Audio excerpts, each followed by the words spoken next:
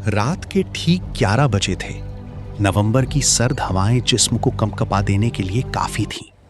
विकास अपनी कंपनी के एक जरूरी प्रोजेक्ट को निपटाकर बस स्टैंड पहुंचा था, लेकिन उसकी बदकिस्मती कहिए कि शहर जाने वाली आखिरी सरकारी बस ठीक 2 मिनट पहले ही निकल चुकी थी।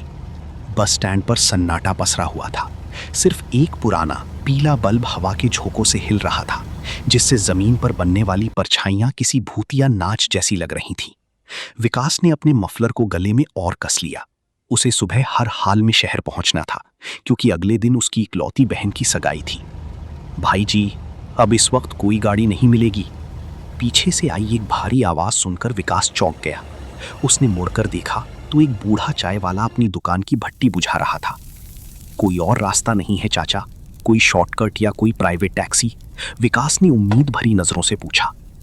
बूढ़े चाय वाले ने अपनी धुंधली आंखों से विकास को देखा, फिर दूर अंधेरे में खोई उस सड़क की तरफ इशारा किया जो जंगलों के बीच से होकर जाती थी।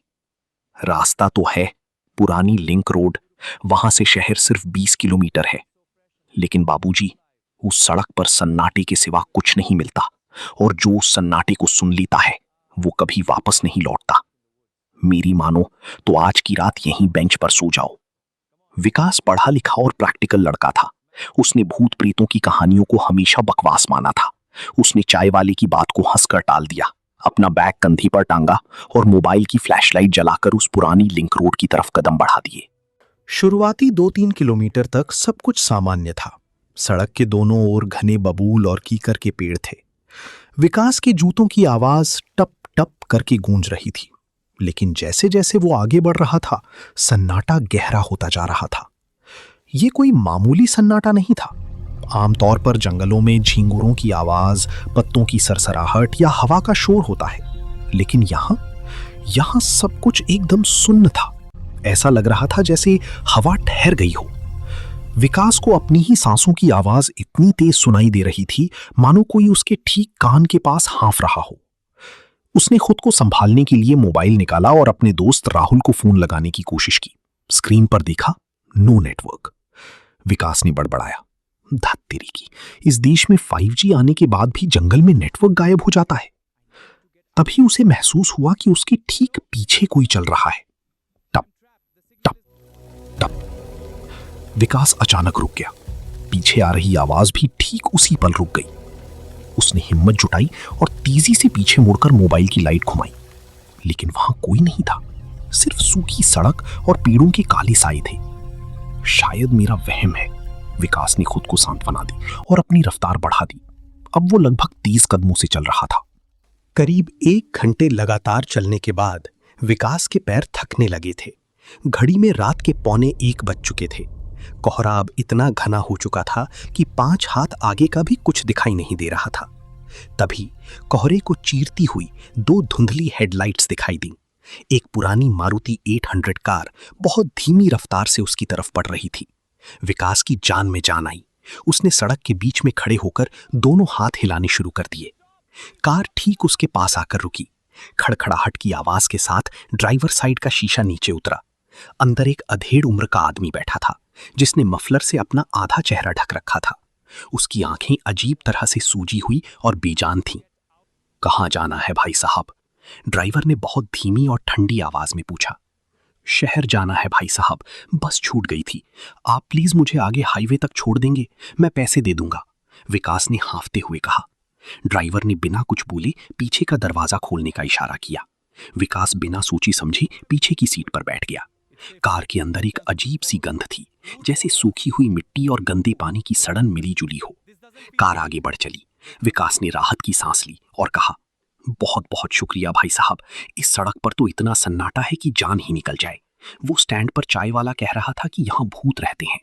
विकास ने ये कहकर हल्का सा ठहाका लगाया, लेकिन ड्राइवर ने कोई जवाब नहीं दिया। वो बस लगातार सामने कोहरे में गाड़ी चलाता रहा। विकास को थोड़ा अजीब लगा। उसने कार के रियर व्यू मिरर आईने में ड्राइवर का चेहरा देखने की कोशिश की, लेकिन आईने को देखकर उसके शरीर का विकास को समझ आ गया था कि वो किसी इंसान की गाड़ी में नहीं, बल्कि साक्षात मौत के रथ पर सवार हो चुका है। उसने चिल्लाने की कोशिश की, लेकिन उसके मुंह से आवाज ही नहीं निकली। गाड़ी रोकिए, मुझे यहीं उतरना है। विकास ने थरथराते हुए कहा। इस बार ड्राइवर धीरे से हंसा। उसकी हंसी किसी इंसान की नहीं थी, बल्कि दो पत्थरों को आपस में घिसने जैसी भयानक आवाज थी। उसने अपना मफलर धीरे से नीचे किया। विकास की आंखें खौफ से फटी की फटी रह गईं। मफलर के नीचे कोई चेहरा नहीं था, केवल खोपड़ी का कंकाल था जिसमें मांस के सड़े हुए टुकड़े लटके थे और आंखों की जगह दो सुलगते हुए अंगारे थे। मैंने कहा था ना बाबूजी, जो इस सन्नाटे को सुन लेता है वो कभी वापस नहीं लौटता। वो आवाज उसी बूढ़े चाय वाले की थी, लेकिन चेहरा इस कंकाल का था। अगली सुबह जब सूरज की किरणें कोहरे को चीरकर जमीन पर पड़ीं, तो कुछ स्थानीय लकड़हारे उस पुरानी लिंक रोड से गुजर रहे थे। उन्होंने देखा कि एक पुरानी सड़ चुकी मारुति 800 कार बरगद के पेड़ से टकराई हुई है।